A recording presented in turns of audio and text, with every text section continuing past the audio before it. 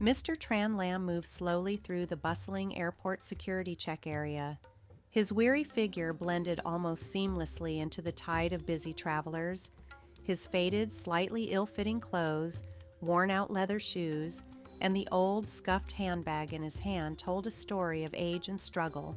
For many passers-by, he was just another stranger in the crowd, a fleeting glance, a moment of curiosity, and then gone. But for a few, he was a target of disdain.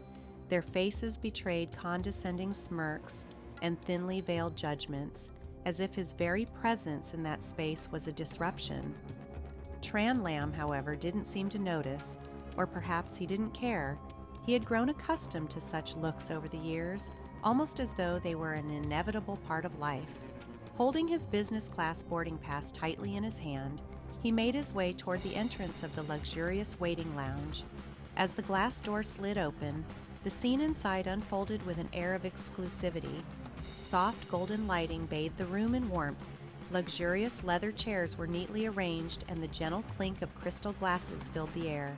Every detail screamed sophistication and wealth. Tran Lam's steps faltered ever so slightly as he entered. His eyes moved quietly over the room, observing its occupants. Men and women dressed immaculately in designer suits and elegant dresses lounged comfortably, each exuding an effortless confidence. A young man, sharp in a tailored suit, scrolled through his phone with an air of detached coolness. Nearby, a woman in a striking red silk dress sipped her wine delicately, while another leaned casually on a man's shoulder, speaking in hushed tones. It was a tableau of privilege. As Tran Lam's presence registered, a sudden wave of silence seemed to wash over the room. Heads turned almost in unison, their gazes landing squarely on the older man. Their eyes revealed more than curiosity. There was confusion, judgment, and even quiet ridicule. Near the door, a woman named Ngok Lan, draped in an elegant shawl, leaned toward the man seated across from her. Though her voice was hushed, it was loud enough to carry across the quiet room. "Who is he? Did he walk into the wrong place?" she whispered, her words laced with incredulity. The man, Huang Min, a young executive with a sharp suit and sharper smirk, raised an eyebrow and replied just as softly but with an edge of mockery. "Must be a mistake. There's no way he belongs here. This lounge is reserved for business class passengers, not people like that." Tran Lam, seemingly unfazed, calmly walked toward his assigned seat. His hand tightened briefly on the strap of his bag, but he kept his composure. Checking the number on his boarding pass, he settled into his chair without a word. Yet the silence around him wasn't a reprieve, it was an invitation. Whispered voices and pointed stares followed, the room buzzing with hushed speculation. Huang Min, unable to suppress his disdain, turned to Mai Lai, the flight attendant approaching the lounge. With a calculated air of condescension, he gestured toward Tran Lam. "Excuse me," he said, his voice dripping with mock politeness. "Are you sure this man is in the right section? He doesn't exactly look like a business class passenger." Mai Lai hesitated, clearly caught off guard. Though her training had prepared her for all kinds of situations, the unspoken tension in the room was palpable. She glanced quickly at Tran Lam, her polite smile faltering slightly as uncertainty flickered in her eyes. "Sir," she said, her voice gentle but firm, "may I check your ticket again, just to confirm?" Tran Lam looked up at her, his expression calm but weary. His eyes, deep with age and wisdom, seemed to pierce through the shallow judgments that filled the room. Without a word, he reached into his coat pocket and pulled out the ticket. His hand trembled slightly as he handed it to her. Mai Li took it, her fingers brushing against the worn paper. She examined it carefully, her eyes scanning the printed text with increasing confusion. For a moment her brow furrowed, but she quickly masked her reaction with professionalism. "I'll need to check this further," she said softly before stepping away to consult her colleagues. As Mai Li disappeared, the murmurs in the lounge grew louder. Ngachlan chuckled quietly, leaning closer to her companion. "This is ridiculous," she said under her breath, her words dripping with sarcasm. "How did he even get a ticket for business class? Someone must have bought it for him." Huang Min smirked in agreement. "No way he bought it himself, just look at him," he said, his voice louder this time. "It doesn't suit him at all." Tran Lam remained silent, his hands resting lightly on his bag. Inside, his fingers grasped a small object, a token of immense personal value. His gaze drifted out the window, where the soft rays of the morning sun lit up the wings of the airplane.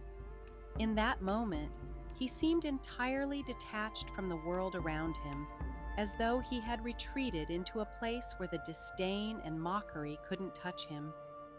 His calm, however, only seemed to irritate the others further. In the back row, a middle-aged man tapped impatiently on the table. His voice, though low, carried the unmistakable weight of authority.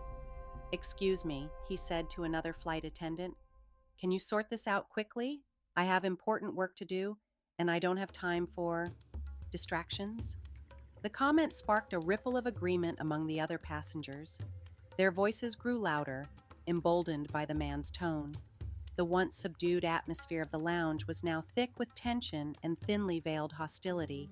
Moments later, Mai Li returned, her expression more tense than before. She approached Tran Lam hesitantly, clutching the ticket in her hand. Her eyes revealed a mixture of doubt, discomfort, and something else, a flicker of regret. As she stood before him, the room seemed to hold its breath. She spoke in a much firmer voice, her tone leaving no room for negotiation. "We need more documents to confirm your identity. If you can't provide them, I'm afraid we'll have to ask you to leave." Her words sliced through the tense air like a blade. The old man, Tran Lam, seated in economy class, slowly raised his head. His gaze locked onto mine with an unsettling calmness. Then his deep voice broke the uneasy silence around us. "You have a ticket," he said, his tone unwavering, "but I don't have any documents with me. Still, I believe the ticket is enough." His words hung in the air like a daring challenge, silencing the murmurs of doubt among the passengers. For a moment, the cabin became eerily still, but the suspicion, like a stubborn shadow, refused to fade. His eyes, though steady, wavered between stern determination and a flicker of unease. Meanwhile, the flight attendant who had confronted him seemed torn. Her posture stiffened under the pressure of the other passengers' stares, and with a sharp turn, she quickly walked toward the cockpit, no doubt to report to the captain. As the minutes dragged on, the cabin grew unbearably stuffy. Every breath felt heavy, every sound magnified. All eyes were glued to Tran Lam. A few passengers subtly raised their phones, holding them low, capturing the scene on video. Ngoch Lan, sitting a few rows away, smiled faintly. "I bet he'll be asked to leave soon," she whispered, her tone carrying a hint of satisfaction. Huang Min, seated next to her, nodded in agreement, his lips curling into a smug grin. His eyes betrayed his excitement, barely concealing the schadenfreude he felt. But Tran Lam remained still, silent, calm. He sat with the composure of a mountain, as though none of this chaos could touch him. His gaze drifted to the window, lost in thought, as if chasing a memory only he could see. In the growing tension of the cabin, he appeared both detached and yet oddly integral to the scene, like a puzzle piece that didn't quite fit, yet couldn't be removed without breaking the picture. That paradox unsettled many of us, but no one dared to step forward and demand answers. Not yet. Then, with a creak, the cockpit door swung open. All heads turned as Captain Pham D stepped out. His tall, commanding figure exuded authority, and his serious expression silenced even the faintest whispers. The atmosphere in the cabin shifted palpably. Tension gave way to a collective anticipation, like the calm before a storm. The captain's sharp eyes scanned the scene, lingering for only a moment before stopping on Tran Lam.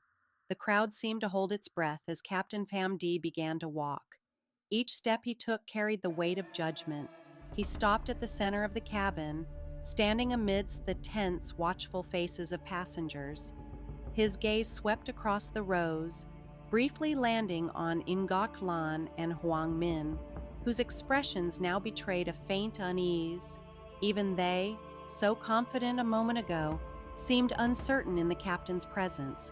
For a few seconds he didn't speak. The silence was deafening, thick with anticipation. My Lai, the flight attendant, stepped forward, her tense face attempting to explain the situation, but even her whispers faltered under the weight of the captain's scrutiny. Gradually, the murmurs among the passengers faded, yet their eyes remained fixed on one man, Tran Lam. Finally, Captain Pham D turned directly to the elderly man. His face, already stern, now appeared inscrutable. His voice, when it came, was deep and steady, leaving no room for doubt. "Sir," he began, "I've been informed there's an issue regarding your seat. Could you allow me to check your ticket again?" Tran Lam didn't flinch. Slowly, he reached into his pocket, his thin, trembling hand pulling out the ticket. Every movement seemed to stretch time, drawing the collective focus of the entire cabin. When the small, fragile piece of paper emerged, every pair of eyes zeroed in on it. It wasn't just a ticket anymore, it was a verdict waiting to be delivered. The captain took it carefully, his eyes scanning every detail printed on the ticket. The silence in the cabin grew oppressive.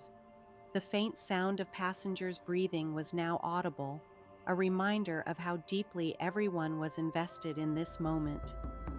Ngoc Lan, seated nearby, couldn't contain herself any longer. She picked up her glass of wine and set it down loudly, the sharp clink cutting through the tension. In a deliberately raised voice, she declared, "This is obvious. Someone like him? How could he sit here? Captain, we need to resolve this quickly or it's going to disrupt the flight." Her words were sharp, calculated, designed to rally support. A few passengers nodded in agreement, their expressions echoing her sentiment. Hoang Min, meanwhile, glanced at his phone, the corner of his mouth lifting in satisfaction as the viewer count on his live stream climbed steadily higher. The spectacle had become entertainment, a drama unfolding in real time. The captain, however, didn't react to Ngoc Lan. Instead, he raised his head, his eyes narrowing slightly as he looked at Tran Lam. There was a flicker of something. Was it confusion? Or perhaps recognition? Whatever it was, it passed quickly. He turned to the flight attendant and whispered something in her ear. Her expression shifted as she processed his words. Though her brow furrowed briefly, she quickly stepped back, her demeanor regaining its professional composure. The tension in the cabin only deepened. Every second felt like an eternity. Hoang Min suddenly broke the silence, his voice cutting through like a blade. "If he doesn't belong here, I think we need to address this now. With all due respect, this is business class, not a place anyone can just sit." His tone was polite on the surface, but the implication beneath was sharp. The passengers murmured again, some nodding in agreement, their voices low but clear enough to express judgment. The divide was growing sharper, lines being drawn in the sand, yet through it all, Tran Lam remained as steady as a stone, unmoved by the storm swirling around him. Mr. Tran Lam looked up, his head lifted slightly, his gaze fixed on Hoang Min, not with anger, not with objection, but with a calm resilience that was impossible to ignore. His eyes, though clouded with age and framed by wrinkles, carried a peculiar, unyielding determination. He turned to the captain, his voice low but firm, steady like a drumbeat in the tension-filled room. "I gave the ticket," he said clearly. "If that isn't enough to prove my case, I don't know what else would be." His words echoed like a solemn bell, cutting through the murmurs in the cabin.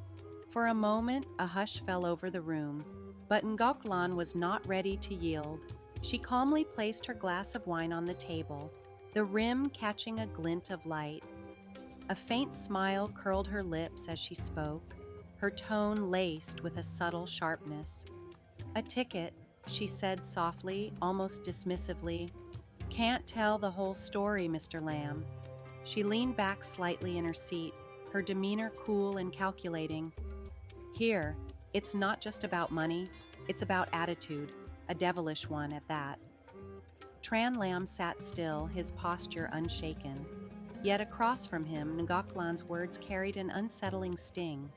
Ma Li, standing nearby, couldn't help but feel the weight of the moment. She glanced at Mr. Lamb, remembering how his trembling hands had fumbled to hand over the ticket. Those hands weren't merely old, they were worn, scarred by the burdens of a hard life, as if each finger held a story of silent endurance. The captain, Pham Dai, remained silent for a while. His face betrayed no emotions, but his eyes flickered with inner conflict. After what felt like an eternity, he finally spoke, addressing Mr. Lamb with a practiced professionalism. "I'll need to discuss this matter further with my team," he said, bowing slightly.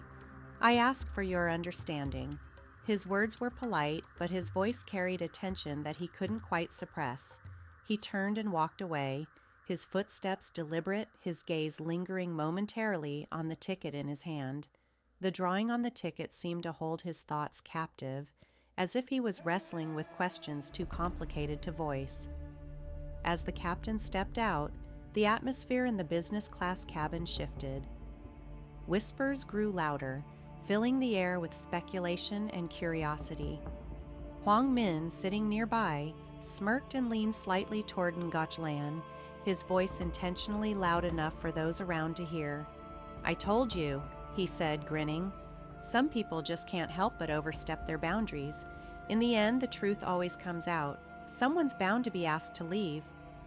Ngachlan tilted her head, her eyes glinting with amusement. "Exactly," she replied, her voice light but laced with sarcasm. "That's a lesson. Don't step into places you don't belong." Her words hung in the air like a veiled dagger. Yet Mr. Tran Lam didn't flinch. He remained seated, his face turned toward the window where the sky stretched in an endless blue expanse. For those who looked closer, though, the tension was evident in his hands. His pale, weathered fingers clung tightly to the old leather bag resting on his lap, gripping it as if it held the last fragments of his dignity. He gave no response to the taunts, but neither did he show any intention of leaving. Molly couldn't shake the growing unease in her chest. She wasn't one to be easily swayed by emotions, yet something about Mr. Lamb's quiet defiance unsettled her. His stillness spoke louder than any argument could. His calm demeanor, so out of place amid the rising tension, made her question everything that had led to this moment. Was this man truly in the wrong, or had they all misjudged him? Her mind wrestled with these questions as she glanced at the captain, who had just re-entered the cabin. This time his expression was different, more resolute, yet layered with a trace of uncertainty. His steps were measured as he approached Mr. Lamb, the entire cabin falling into a tense silence. All eyes turned toward them, the air thick with anticipation. It felt as though everyone in the room was holding their breath, waiting for the captain's next words. It wasn't just about a ticket anymore. It was about something larger, something unspoken that everyone could sense but no one dared to voice. Captain Pham Dui finally stopped in front of Mr. Lamb. His voice, when he spoke, was clear and authoritative, cutting through the heavy atmosphere like a blade. "I've reviewed your ticket," he said, his gaze steady. "And it is, in fact, completely valid." The murmur started again, spreading like ripples through the cabin. Kwang, seated nearby, leaned toward Huang Min with a smirk. "I told you," he whispered. "But no, you had to make a big deal out of it. Doesn't he just look so out of place here?" Huang Min raised an eyebrow and chuckled softly. "He might have the ticket," he said under his breath, "but that doesn't mean he belongs here." Ngachlan sipped her wine, her sharp eyes glancing toward Mr. Lamb. Her expression was unreadable, a mixture of curiosity and disdain. But Tran Lam didn't seem to notice, or perhaps he simply chose not to react. His hand still gripped the old bag, his knuckles pale, his expression calm. Yet if one looked closely, they would see a quiet fire in his eyes, a determination that refused to be extinguished. It was as though he had decided, long before this moment, that he would not be moved. The captain's voice broke the silence once more, drawing all attention back to him. "However," he continued, his tone growing heavier, "there are a few more things I need to clarify to ensure everything is in order." The cabin seemed to freeze again, the weight of his words settling over everyone like a blanket of tension. Lamb sat there, his expression calm, as if waiting for someone to confirm his suspicions, or perhaps prove them wrong. The air in the cabin was thick with unease. Mr. Lamb lifted his gaze, his eyes, aged but piercing, locked onto the captain's. There wasn't the slightest tremble in his voice as he spoke, each word carrying the weight of certainty. "If the ticket wasn't enough, I wouldn't know how else to answer," he said. "I'm just a passenger, seated in the correct place. The location matches what's on the ticket, and I have nothing with me but what I've already shown you." His tone was calm, even measured, yet every word rang with clarity. The captain tilted his head slightly, as if deliberating on Mr. Lamb's explanation. He seemed on the verge of responding when a sharp voice interrupted. "I think this is more than clear enough," Ngaklan declared. This time she didn't bother to mask her disdain. Her voice carried through the cabin, louder and sharper than before. "A person like him, holding a business class ticket? Do we even need further proof that he doesn't belong here?"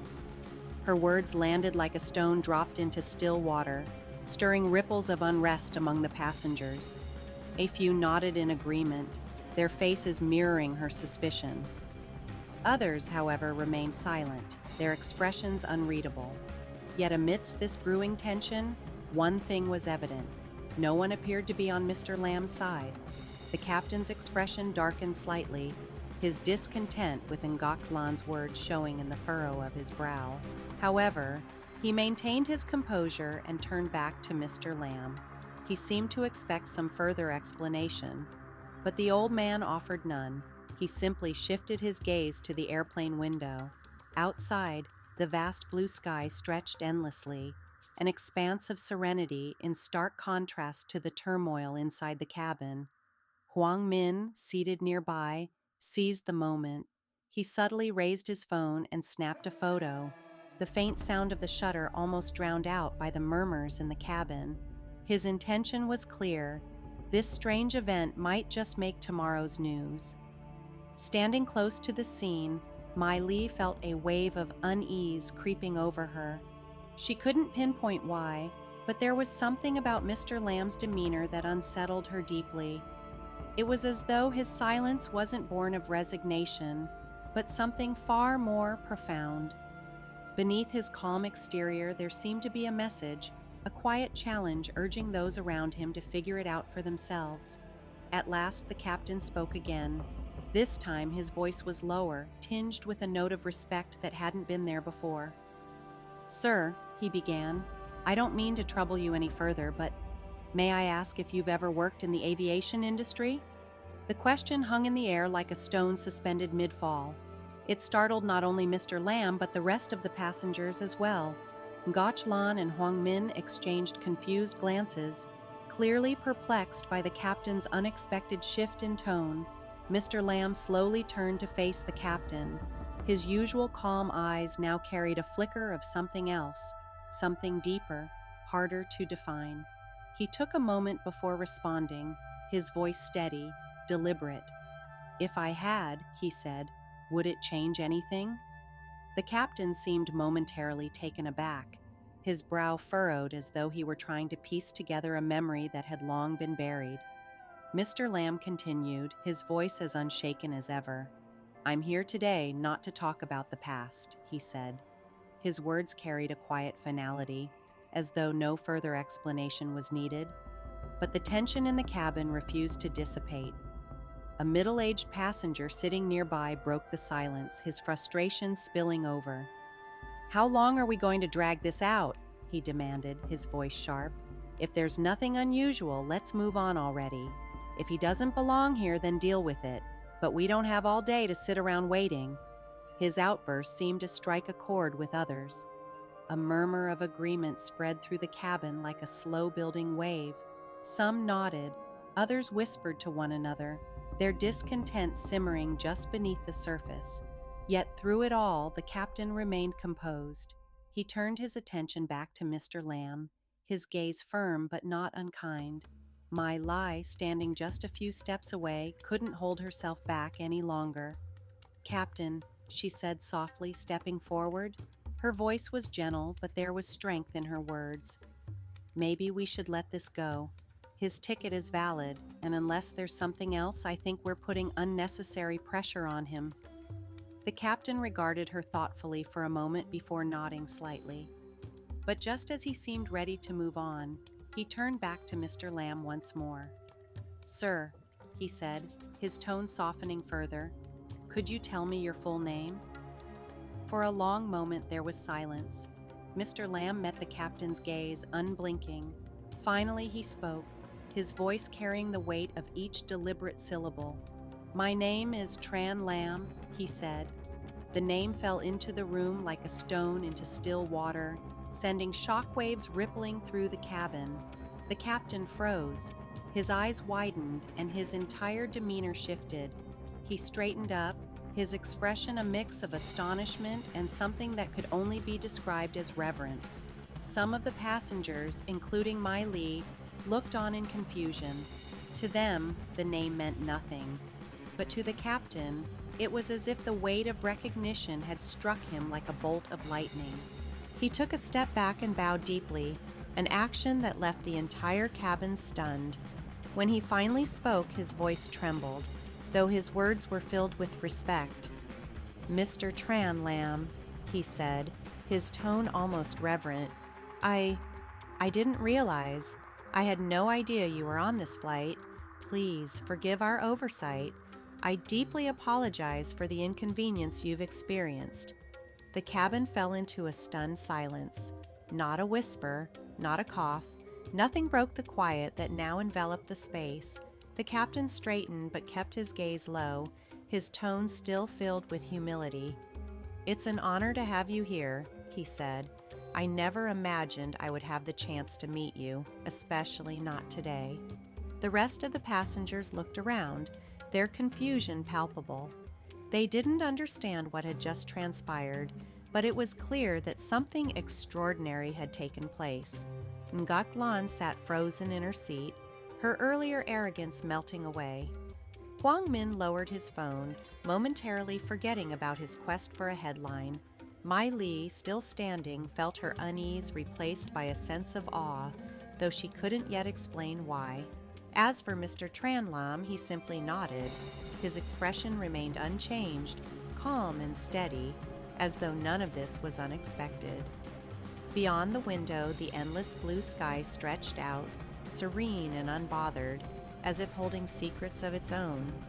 Huang Min burst into laughter, his voice loud and carefree. But then, everything seemed to pause.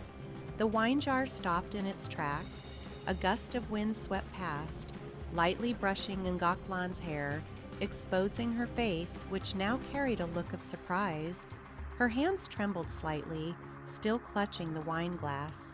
Confusion lingered in her eyes, as though she couldn't quite grasp what had just unfolded. Everyone turned their attention towards the captain, then to Mr. Tran Lam. The air was thick with an unspoken question. Nu Thi, amidst the silence, was trying to piece together all the fragments of the situation that had just shattered into countless pieces. It was then that the question formed in everyone's mind and glimmered in their eyes. Who was he? Mr. Tran Lam didn't rush to respond. He remained seated, his demeanor calm yet weighty. His gaze shifted to the captain, carrying a strange mix of gentleness and sorrow. It was a look that spoke of a story buried deep in the past, one that seemed only Mr. Lam and Captain Pham Doey could fully understand. Then, with a soft but resonant voice, Mr. Lamb spoke, each word deliberate, ringing through the stillness of the room like the chime of a bell. "There's no need to apologize to me," he began, his voice unwavering. "I am not here today seeking recognition or forgiveness. I'm here because I want to remind myself." The words hung in the air, prompting quiet reflection. Everyone leaned in slightly, as though straining to hear more, unsure of where his thoughts would lead. Then, he continued, his tone steady but firm, "Everything I have ever done has had a reason." Captain Famdouai rose to his feet, his stature straight and commanding, but his eyes betrayed the depth of his emotion. His voice, when he spoke, carried the weight of gratitude and respect. "Mr. Lamb," he said, "if it were not for you, none of us would be here today. You laid the foundation for this airline. You turned the dreams of thousands of Vietnamese people into reality. Your presence on this flight, it is the greatest honor for all of us." The captain's words struck like the beat of a drum, echoing in the minds of everyone present. A ripple of realization spread through the room. The mocking glances, the scrutinizing looks, the contemptuous whispers, all of them returned to haunt those who had harbored them. Mai took a step back, her hands trembling, her eyes fixed on Mr. Lamb, wide with disbelief at what she had just heard. Memories flooded her mind, every word of doubt she had spoken, every judgmental look she had cast his way. A wave of regret swelled within her, fierce and unrelenting, like a storm breaking over the sea. Hoang Minh, once so confident and arrogant, now stood frozen. His gaze dropped to the screen of his phone, where the video he had secretly recorded, capturing the earlier confrontation with Mr. Lamb, remained. A pit formed in his stomach as the weight of his actions bore down on him. Ngoc Lan, who had moments ago been the loudest voice demanding swift solutions, now sat silently. Her eyes darted around, searching for a place to hide from the truth that had just been exposed. But amidst the silence, what baffled everyone most was Mr. Lamb's reaction. He showed no anger, no resentment. He sat there, calm and composed, much like an ancient tree weathering the harshest storms. Yet, in his eyes, there was something profound, a sadness so deep and unspoken that it touched the hearts of all who looked at him. His stillness carried a quiet power, a silent reproach that needed no words to be understood. When he finally spoke, his voice was steady, yet each word cut into the room like a knife carving into stone. "I don't need you to know me," he said, his tone unwavering. "The only thing I wish people would understand is that respect is not something reserved for those who wear fine clothes or sit in premium seats. It is something everyone deserves, regardless of who they are or what they look like."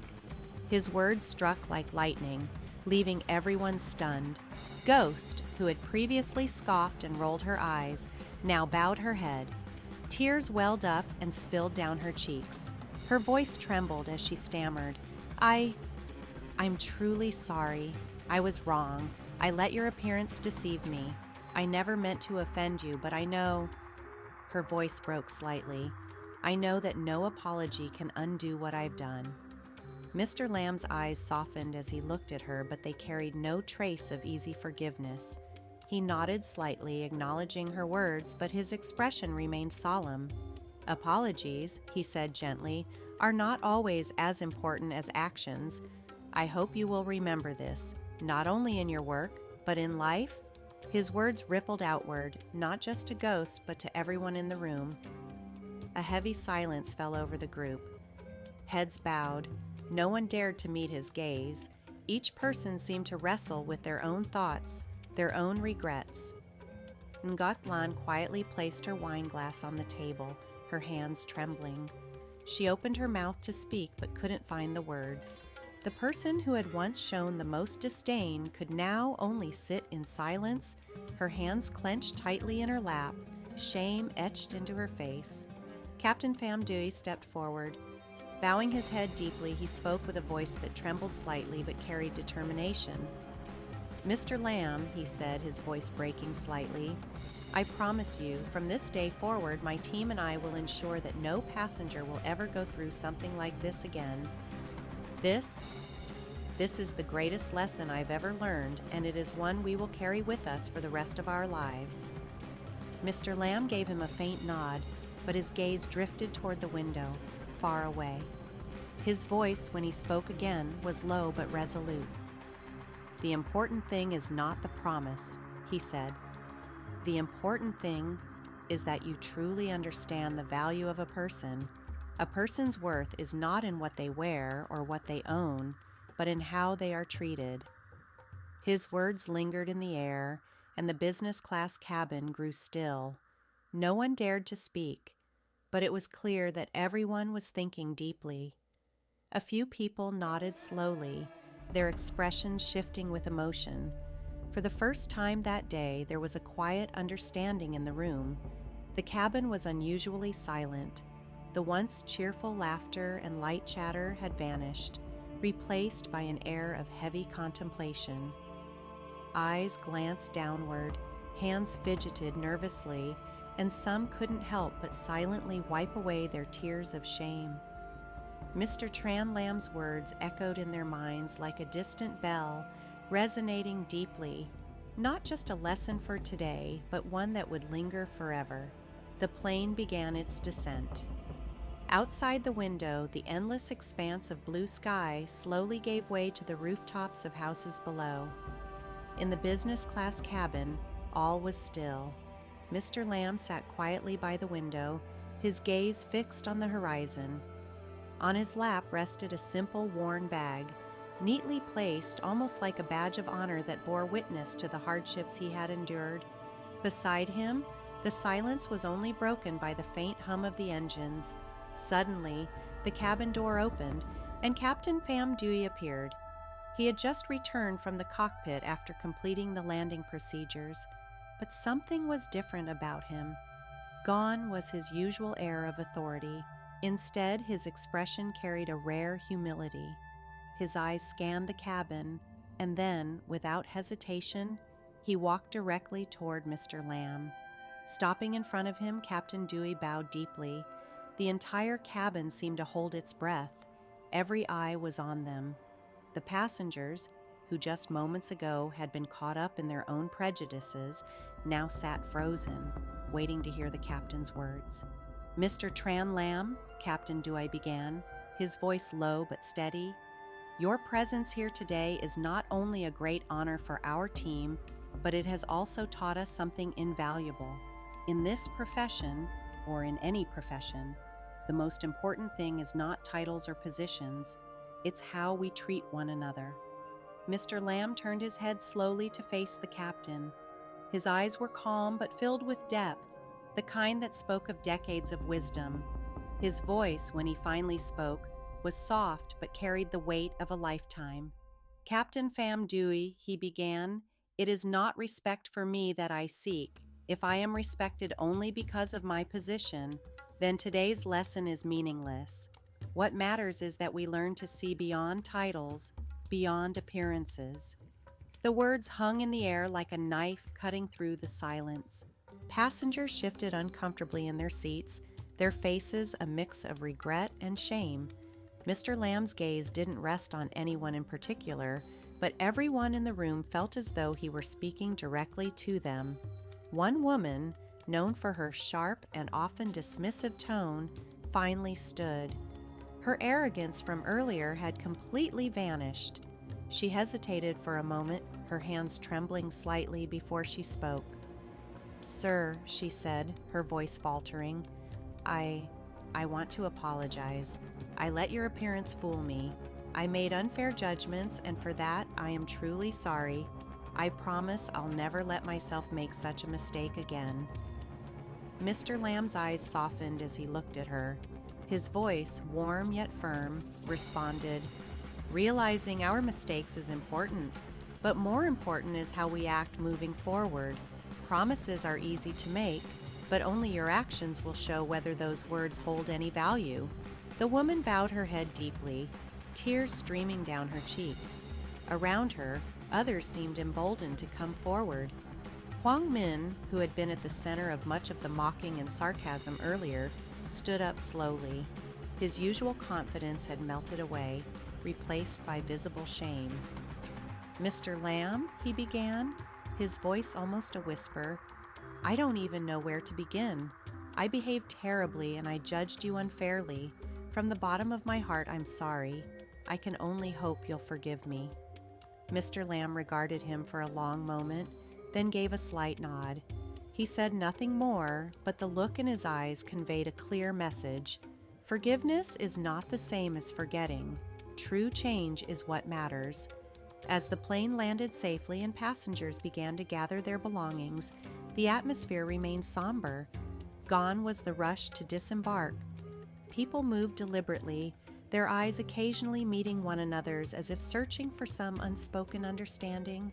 It was as if each passenger was silently questioning their own conscience. Before leaving, Captain Pham Dui approached Mr. Lamb one final time. This time he bowed even deeper. "Mr. Lamb," he said, his voice filled with sincerity, "we will ensure this lesson is not forgotten. I will personally organize a training session for not just the 5 attendants involved, but for the entire crew. Today has shown us how much we still have to learn." Mr. Lamb gave him a small, knowing smile. His response was simple, yet profound. Sometimes, small mistakes can create opportunities for great change. The important thing is whether we truly seize that opportunity. As Mr. Lamb prepared to step off the plane, a young flight attendant approached him hesitantly. Her eyes were red, her voice trembling with emotion. "Sir," she said, bowing her head low, "I am deeply sorry, not just for today, but for every time I've judged someone unfairly. Your example has changed how I see people. I promise I will strive to do better." Mr. Lamb paused, his gaze steady. "Apologies, no matter how sincere, are only the beginning," he replied. "Let your actions prove your words." As he stepped out of the plane, the golden sunlight bathed the airport in a soft glow. Mr. Lamb walked steadily through the crowded terminal, his slender figure blending seamlessly into the throng of travelers. But in the hearts of those who had just met him, his image remained vivid, a symbol of equality, compassion, and unshakable moral values.